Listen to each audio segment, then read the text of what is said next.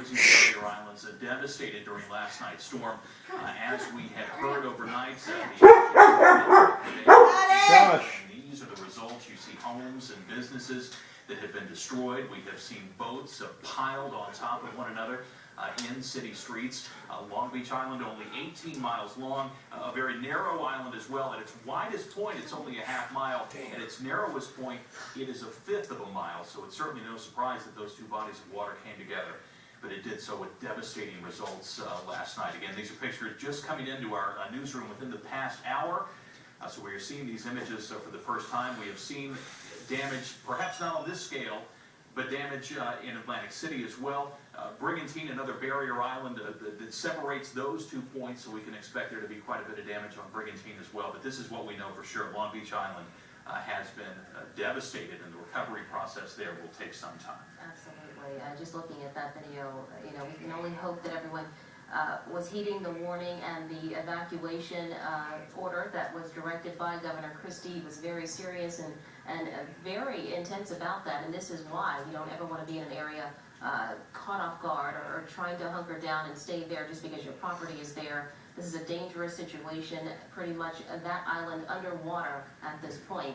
We can only imagine how long it would take even to get things back in order after seeing devastation like this. And look at that, the force of Mother Nature, of the ocean, of the winds that would do what you see right there, that would take a boat and just flip it up on a house, that would leave this kind of destruction and debris.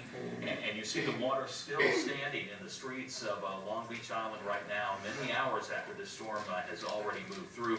Much of the waters that we saw rush into Atlantic City last night have already receded. It's a far different story, again, about 25 miles north of AC on Long Beach Island. This is the image this afternoon, these pictures taken, this video taken just in the last couple of hours.